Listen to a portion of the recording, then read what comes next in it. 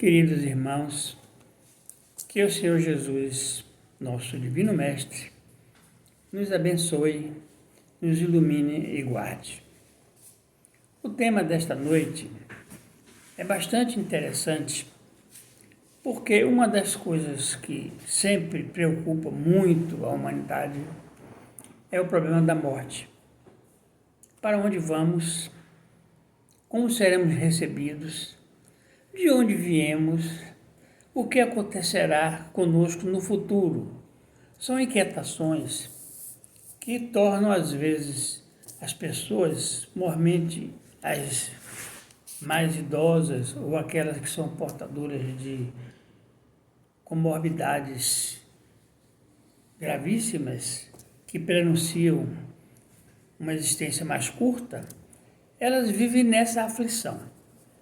E a palestra que eu vou lhes apresentar hoje faz parte do nosso último livro, que é esse aqui. Experiência, 10 provas científicas da vida após a morte. Veja bem, não é mais uma questão de fé. Hoje a espiritualidade é estudada nas universidades de medicina, em todas as federais do Brasil, porquanto eles já se convenceram, não mais se discute o problema de o médico estar interferindo na área religiosa, conceitos religiosos, porque a espiritualidade é demonstrada cientificamente, né? A ciência espiritual, ela é uma repetição de fatos, como acontece com toda a matéria científica, que comprovam uma substância muito forte, garantidora daquelas afirmações. Então, essas 10 provas que nós coligimos neste livro que vou apresentar hoje, são 10 provas científicas, estudadas por mim, pesquisadas há mais de 10 anos. Por isso, eu me sinto muito à vontade, porque eu vivenciei cada uma dessas experiências na minha atividade espiritualista, que eu cultivo há mais de 60 anos. Cultivo, pratico nas minhas palestras, em todos os lugares, não só no meu estado, do meu país, até no exterior. A primeira grande experiência é a chamada experiência de quase morte. Porque verificou-se que as pessoas que sofriam uma parada cardíaca e eram socorridas com massagens ou com um desfibrilador e voltavam à vida, as pessoas perguntavam como é que é o outro lado. E era sempre a mesma resposta. Por isso, duas profissionais da saúde, Elizabeth Kübler-Ross, que vivia nos Estados Unidos, e Edith Fiore, elas gravaram 2.000 histórias, 2.000 relatos, 2.000 narrativas de pessoas que disseram que viram do outro lado. Então, não é possível que essas pessoas todas houvessem combinado entre si para dizer a mesma coisa. O que é que elas diziam? Um túnel de luz, uma força atrativa muito grande para essa luz, uma vontade de não voltar ao corpo físico e uma paz interior nunca antes experimentada. Então, essa é o relato. Eu tive um professor de Direito Processual Civil, um procurador do Estado, procurador da Fazenda, um homem do maior conceito da Faculdade Federal, onde era catedrático. Ele dava aula à noite e nesses retornos para casa, furou um pneu do carro. Ele parou, trocou o pneu e na hora que ele deu o último aperto na última porca, ele sentiu uma pontada muito forte, aguda, no peito, em cima do coração. Ele sentiu que estava tendo um infarto. Entrou no carro correndo, foi para o hospital mais próximo, na Garibaldi, aqui pertinho, e entrou, subiu a rampa, bateu na porta avidamente, uma mocinha abriu a portinhola e ele disse: "Abra que eu estou tendo um infarto". Ele estava de paletó e gravata, não podia ser uma brincadeira. Ela abriu rapidamente e achou até que ele era médico. E ele deitou-se na maca e disse: "Ligue para esse número, avise a minha mulher e chame o plantonista porque eu estou tendo um infarto". Aí, alguns minutos, o protonista chegou, foi logo abrindo a camisa dele, botando aqueles sensores. Ele disse: bote um sublingual, senão o senhor não termina seu exame. O médico atendeu prontamente, pegou o sublingual, colocou para dilatar exatamente as coronárias, mas sobreveio uma parada cardíaca. No justo momento em que a esposa dele chegava na porta e pela janela de vidro, ela deu um alô para ele com a mão e ele respondeu também com um adeuzinho e apagou. Apagou, o médico aplicou imediatamente o desfibrilador, que já estava conectado, ele não retornou. Aumentou a voltagem, aplicou novamente, ele subiu, né, na cama e voltou, e abriu os olhos e o médico viu que ele tinha voltado à vida, cuidou das primeiras coisas, de verificações outras, não houve lesão cerebral nenhuma, foi muito rápida a coisa, o atendimento foi rápido. E em casa, depois de passar toda essa preocupação, esse trauma, né, de parada cardíaca, ele contou à família que se viu num túnel de luz, uma paz interior nunca experimentada e uma vontade de não voltar para o corpo físico. Ele contou que viu como se fosse uma mão quente pegando ele pelas costas e introduzindo novamente no corpo físico. Então essa é a chamada experiência de quase morte, ou Near Death Experience. Bom, lá no Boston, Massachusetts, nos Estados Unidos, um brasileiro chamado Dr. Rossi, ele fazia a residência médica e ele sentiu que havia algumas pessoas que questionavam, será que essas pessoas não estão autossugestionadas para dizer essas coisas todas? E aí ele fez um cartaz com uma frase curta e colocou em cima do armário mais alto do centro cirúrgico, mais alto, com essa frase. Só podia enxergar esta frase nesse cartaz se botasse uma escada ou alguém que morresse e o espírito flutuasse acima do corpo, e ele então ia descrever todas as tratativas para retornar o corpo à vida, a massagem cardíaca, o desfibrilador, aquele corre-corre de UTI. E ele dizia a frase que ele viu no cartaz. Foi a prova também que eliminou esses questionamentos de que não poderia ser uma fraude, né? Então, essa experiência é uma prova irrefutável. Nas grandes provas, duas mil narrativas que Edith Fiore e Elizabeth Kübler-Ross colocaram no livro que elas publicaram. A segunda grande prova que nós cadastramos nesse livro, nessa obra, é a psicografia à luz da grafoscopia. Você sabe que a psicografia é a capacidade de um médium escrever quando um espírito lhe toma a mão ou quando uma entidade lhe dita alguma coisa ao ouvido e ele escreve. Isso é psicografia. E Chico Xavier, que era o mais famoso médium psicógrafo do Brasil, ele teve uma oportunidade de publicar um livro com todas as pessoas que o procuravam lá em Uberaba. Eu estive lá também e vi aquele pátio externo lotado de ônibus de todos os lugares, né? Porque iam parar se consolar. Pessoas que perderam o marido, perderam a esposa, perderam um filho, elas queriam uma notícia e ele dava uma mensagem. Geralmente o espírito que o acompanha, o mentor Emmanuel, modulava as palavras do espírito, porque para evitar inconveniências, modulava e ditava no ouvido e ele escrevia. Mas no final da mensagem, esse espírito podia tomar a mão do médium, de Chico Xavier, e assinava o nome dele como ele assinava em vida. Então, Chico Xavier publicou um facsímile dessa mensagem com essa assinatura. E ocorreu a um grafoscopista do Banco do Brasil, lá de Curitiba, fazer uma experiência. Ele pegou esse livro com aquelas pessoas que eram lá de Curitiba, que eram clientes do Banco do Brasil, recolheu os cartões de abono que todo cliente tem e com a autorização da família, ele confrontou a assinatura na mensagem de Chico Xavier com a assinatura lavrada ali naquele cartão de abono bancário.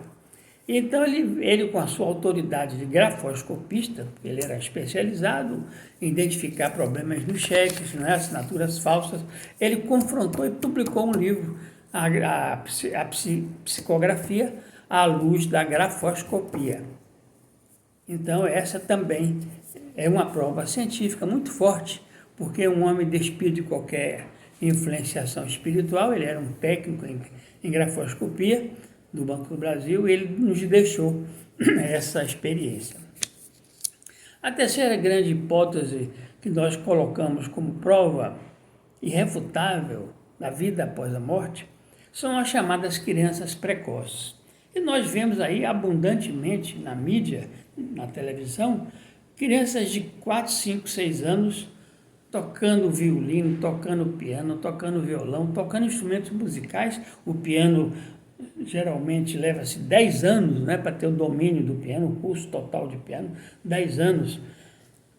Criança como aquela chinesinha, cujos pedais ela não alcançava com os pezinhos, pela distância, pela altura, ela sentada no banquinho, ela executava clássicos,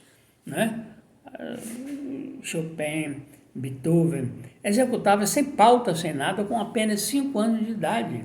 Como é que poderia uma criança dominar o piano com essa facilidade, com essa desenvoltura, se não fosse um aprendizado que ela já trouxesse de outras vidas passadas, um conhecimento que ela trazia,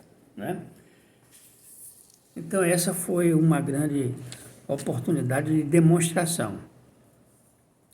A pictografia é a pintura mediúnica. Todo mundo já viu Gasparetto, lá em São Paulo, Luiz Gasparetto.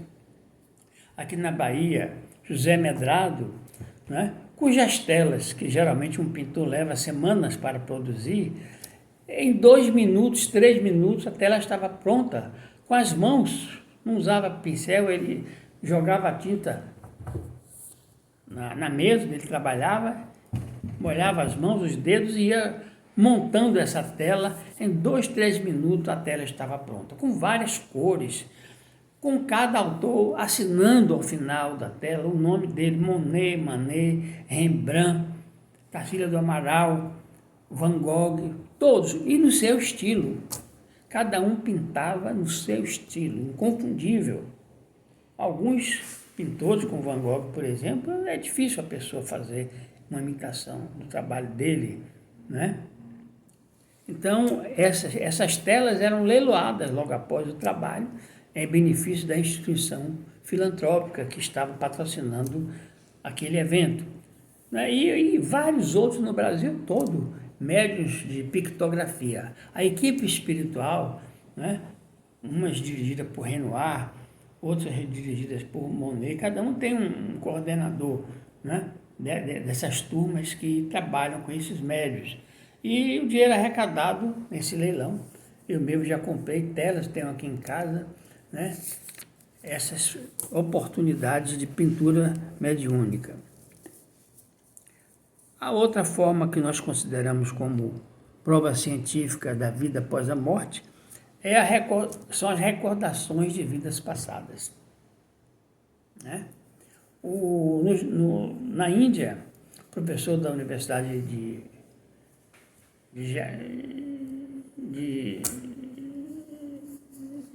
Universidade Indiana, ele estava fazendo uma pesquisa e disseram a ele que havia um jovem na cidade que dizia que o nome dele era outro, que ele era casado com uma pessoa, deu o nome da pessoa e a cidade onde ele morou, onde ele viveu, e isso despertou a atenção desse Muhammad, esqueço o nome dele. Mas ele então, esse pesquisador, ele pegou com a autorização da família e levou esse menino até uma cidade distante, 700 quilômetros de onde ele estava. 700 quilômetros na cidade onde o menino dizia ter vivido. Desceram do trem, foram andando pela cidade e ele disse: é aquela rua onde eu morava. Ele chegou lá, é nesta casa que eu vivi. Ele bateu palmas, surgiu uma senhora O menino disse, essa é a minha mulher. A mulher veio, ele disse, nós queremos cumprimentá-la, pedir licença para lhe apresentar esse garoto, veio conosco, fazíamos aqui uma pesquisa, sou professor da universidade, então nós vamos lhe pedir permissão para ele entrar. Ele disse que morou aqui, ele disse, morei aí, lá em cima é o meu quarto.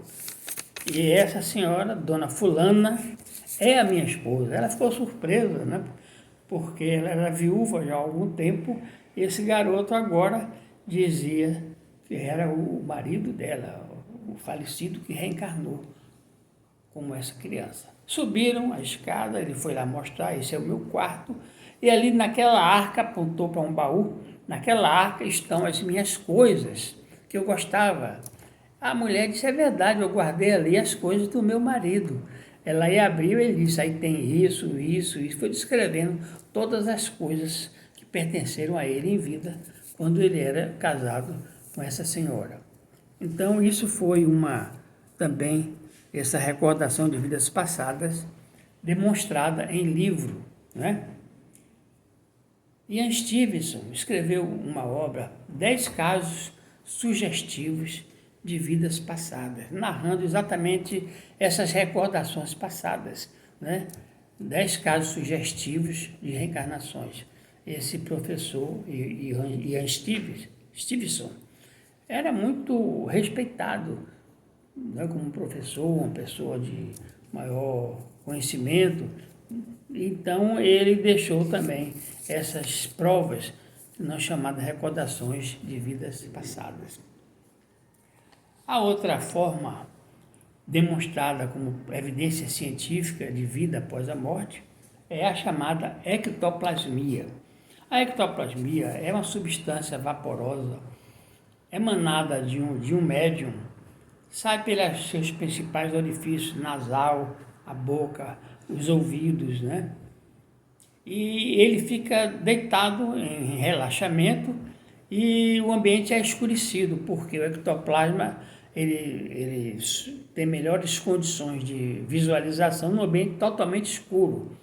Mas para evitar a alegação de fraude, essa maca é colocada dentro de uma jaula com bastante correntes, cadeados.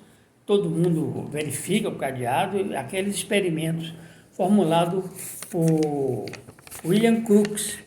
Era um homem inglês, foi até agraciado com o título de ser pela rainha da Inglaterra, Elizabeth II, porque ele foi o descobridor do talho, uma substância importante da química. E ele então gozava do maior respeito na Inglaterra. Mas os experimentos dele, divulgados, né, chamaram a atenção no mundo inteiro. E uma dessas pessoas foi César Lombroso, um criminalista, considerado o pai da criminologia.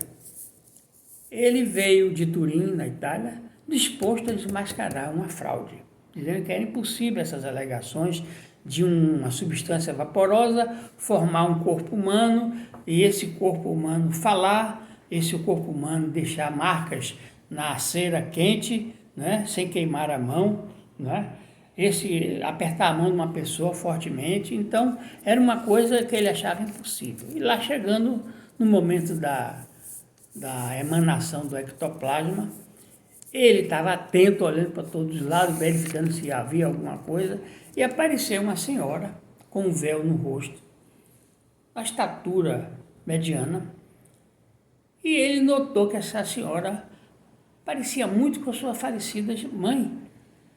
As mesmas feições, ele não acreditava naquilo. Ela aí puxou o véu que cobria o seu rosto e mostrou inteiramente o rosto para ele, e ele viu que era a mãe dele. Ela aí disse, Filmio, em italiano. Ele não suportou, caiu de joelhos, chorando, e abençoou a mãe, era ele. E esse fato o constrangeu muito. Ele passou a defender, a partir daquela data, fortemente a espiritualidade, a vida depois da morte. Ele passou a ser um defensor do espiritualismo, do espiritismo. Então, essas recordações com ectoplasmia são importantes porque são substâncias químicas e é muito difícil uma pessoa forjar uma fraude dessa forma, né? É muito difícil. A outra prática também que nós anotamos de recordações científicas, de provas da vida depois da morte, são as chamadas vozes do além. Vozes do além. Havia estudiosos que estavam fazendo experimentos com gravadores, né? Gravando à vontade, num ambiente recolhido, num ambiente assim do campo, né? E um desses pesquisadores, ele, na sua casa de campo, deitou-se numa rede, colocou um gravador na soleira da janela, ligou para gravar, que ele queria tirar uma soneca, mas queria ouvir depois os sons dos pássaros, que ele gostava muito dos pássaros que frequentavam ali aquele ambiente da sua casa de campo, casa rural. Quando ele despertou de um breve cochilo, foi ver no gravador que estava presente e muitas vozes. Ele era uma pessoa poliglota, falava 3 ou 4 idiomas. Ele observou que eram vozes de vários idiomas, né? Saudações, cumprimentos, e ele traduzia como não eram da mesma pessoa, eram várias pessoas ao mesmo tempo, vozes, vozes, vozes. Ele ficou tão entusiasmado que divulgou para o mundo científico da cidade dele, e ele terminou se juntando a um outro homem chamado Jurgenson. E eles então resolveram juntar os esforços e editaram um livro, né? Vozes do Além, né? O Além fala novamente. Então essa obra teve uma grande repercussão, porque eram homens que não tinham nada de religioso, eles eram apenas poliglotas, professores universitários, com várias experiências em vários países onde eles tinham residido antes, e não iam arriscar sua reputação com uma mentira ou com uma farsa. Então essa é talvez uma grande experiência de vida após a morte. Mas surgiu há pouco tempo um trabalho de psicoterapia chamado Terapia das Vidas Passadas. Profissionais da psicologia e da psiquiatria, mediante uma indução hipnótica, podiam levar a pessoa a estados passados, chegando até a vida intrauterina ou até além disso. E essas pessoas narravam suas vidas, seus problemas, o que os psicólogos chamam sombras, problemáticas que os atormentavam na existência atual. Então, eles trabalhavam, como é hoje muito comum na psicologia cognitiva comportamental, um curso de pós-graduação que eu também participei, né, de Aaron Becker, falecido há uns 3 anos passados, e ele então provava com essa regressão que as pessoas podiam narrar fatos passados que tinham repercussões na vida atual, boas e ruins. Então essas terapias cresceram muito lá em São Paulo, ao ponto de ter 2 federações que uniam várias clínicas associadas, disputando o mercado talvez, né? As práticas foram disciplinadas através dessas associações, dessas federações, para exatamente traçar alguns limites éticos profissionais para esse trabalho de terapia. Nós conhecemos, tivemos a oportunidade de conviver com uma médium extraordinária, falecida há uns 3 anos, Lília Gutierrez. Lília, ela trabalhava na vidência, na clarividência, retrocognição, coisa do passado, o futuro também, quando ela previu a queda e a explosão da nave Challenger dos Estados Unidos. Nós passamos um telegrama para a embaixada americana, que não respondeu. 3 semanas depois a nave subiu, morreram 8. Então, ela viu também as causas de uma queda de um avião da FAB, avião de treinamento, e no nosso grupo participava o coronel, comandante da base aérea de Salvador. Ele ficou muito impressionado com aquilo, telefonou para o Galeão, falou com o comandante da base lá do Rio, e ele mandou investigar o que ela dizia, que embaixo da asa esquerda daquele avião havia um problema, né, que mandasse verificar. Então mandaram o mecânico olhar com mais detalhes, e eles realmente confirmaram que a causa da queda do avião tinha sido aquele problema, né, logo abaixo da asa esquerda. Então, mandaram buscá-la, um jatinho do Rio veio buscá-la, ela foi lá, mostrou, apontou onde ela foi homenageada até com a comenda da Força Aérea Brasileira, da Aeronáutica, do Ministério da Aeronáutica, porque essas coisas todas demonstram que há mais coisa entre o céu e a terra do que posso imaginar a nossa vã sabedoria, como nos disse William Shakespeare. A nona possibilidade científica de comprovação da vida após a morte é pessoas, às vezes, simplórias, falando em vários idiomas. Vem uma entidade através dela falando em alemão, outra falando em francês, outra falando em inglês. A xenoglossia, como é chamada essa prática mediúnica, né, é uma demonstração de que as pessoas não morrem, estão aí e vêm influenciar o médium, embora o médium mal fale até o português, e ali a xenoglossia entrou também como uma demonstração científica dessa possibilidade. Mas, na França, 1800 por aí, havia uma faculdade muito famosa em Paris, chamada La Salpêtrière. E o professor Jean-Marie Charcot, que era o diretor desse hospital-escola, ele fazia reuniões mensais com vários estudiosos, vários pesquisadores de toda a Europa. Se uma ideia qualquer fosse boa, essa academia, essa reunião, exaltava e ela estava no momento, naquele momento em diante, possível de ser discutida e debatida em toda a Europa. Se fosse má, não tivesse consistência, no final da tarde ela já não mais existia. Tal a importância de La Salpêtrière para os estudos científicos da medicina com Charcot. Mas ele chamou uma jovem que ele queria apresentar aos presentes naquela reunião. Era uma menina que, sob influência de hipnose, ela entrava em transe hipnótico e bailava com uma rapidez, com uma velocidade incrível, na ponta dos dedos, uma menina que era do campo, do meio rural, sem muita experiência. Foi trazida a Paris para essa experiência com Charcot, Jean-Marie Charcot. Então, perguntaram se ela poderia responder algumas questões. Charcot disse que podemos formular. Se ela vai responder ou não, nós não sabemos. Então começaram a questionar alguns pesquisadores da Grécia se ela poderia responder algumas questões. E ela então disse, estou aqui para responder.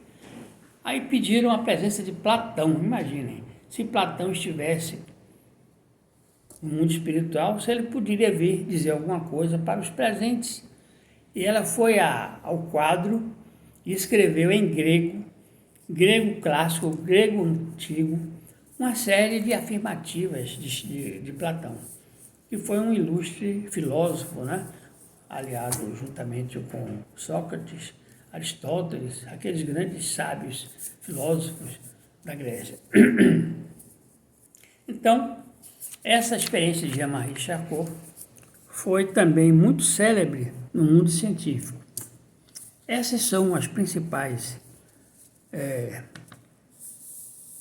coletas que nós fizemos durante mais de 10 anos que confirmam todo aquilo que nós pudéssemos tornar nossa mente duvidosa, né? Hoje em dia não há mais campo para uma pessoa dizer certas coisas, que não acredita em Deus, numa força superior que nos dirige, que nos orienta. Kardec, codificador da doutrina dos espíritos, perguntou, a certa vez, a um espírito, se o mundo espiritual influenciava muito o mundo material. E os espíritos responderam-lhe, muito mais do que podeis imaginar. Não raro, eles vos dirigem. E realmente a gente sente que algumas vezes, quando nós estamos numa dúvida, há alguma coisa que nos incita a tomar essa ou aquela decisão.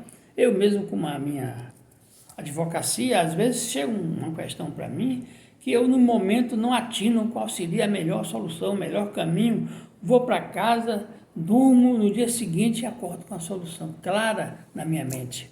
Alguma coisa me orientou no mundo espiritual, né, para a solução, a melhor solução para aquela questão. Então, isso são oportunidades que eu vivencio, né? Eu sou muito intuído, eu tenho mais de 20 obras publicadas de autoajuda e quase sempre eu sou intuído pelas coisas que escrevo. Muitas vezes eu recebo telefonemas ou recebo e-mails agradecendo e elogiando esse ou aquele livro, esse ou aquele capítulo, e às vezes por curiosidade eu vou lá no livro para ver por que é que a pessoa elogiou tanto. Quando eu leio o capítulo, olha, eu me surpreendo com as coisas que eu escrevi, como se eu não fosse o autor daquele texto. Tal a simplicidade, a clareza, a maneira como eu fiz a abordagem, eu próprio me surpreendo. Então, eu tenho certeza que no momento de escrever, eu tive certamente um apoio, uma ajuda de entidades espirituais que eu tenho certeza, eu tenho informações fortes, sérias, de que elas me acompanham, não é? Não, isso não significa nada de especial, apenas que eu tenho encargos, eu tenho que fazer alguma coisa em favor do próximo, em favor da informação. Essa é a minha principal finalidade dos meus livros, é uma multiplicação da informação. Porque os livros ganham as prateleiras, como os meus estão nas lojas, nas livrarias do shopping, né? E ganham o mundo. Né? Ela multiplica. As edições dos meus livros, no começo, na primeira editora que trabalhou conosco, de Capivari, a editora M, eram 2.000 exemplares. E circulava, a editora mandava para várias instituições esses livros. Agora estou com a Sólido também, lá de Barra Bonita, São Paulo, e também são duas grandes editoras, fazem umas capas tão bonitas como essa, né? Toda ilustrada, né? Toda ilustrada, porque hoje em dia as pessoas estão com preguiça de ler. E aí você faz uma obra tipo cartilha ilustrada, facilita, né? As pessoas de maneira palatável, né? Ter acesso a informações científicas boas, mas numa linguagem acessível, numa linguagem palatável. Por isso eu me regozijo, eu me parabenizo, eu me gratifico com essas coisas que eu coloco. Muitas vezes, na maioria das vezes, sem nenhum retorno, ao contrário, me tira algumas economias para mandar preparar, mandar fazer, e o que a gente recupera não é suficiente, mas nos gratifica. Lhes digo com toda sinceridade, me gratifica muito. Eu sou uma pessoa com 82 anos, quase não saio de casa, gosto muito de ficar em casa, gosto da minha casa, e aí aproveito e vou escrevendo. Enquanto Deus me der vida e saúde, eu vou deixando alguma coisa que possa ser útil para a coletividade. Eu agradeço essa oportunidade que o pessoal do Vale de Jiquiriçá me proporciona, né? E agradeço a Zé Alberto Sacramento e a toda a sua equipe por nos dar essa oportunidade de gravar essa pequena mensagem. Que Jesus nos abençoe, nos ilumine e nos guarde.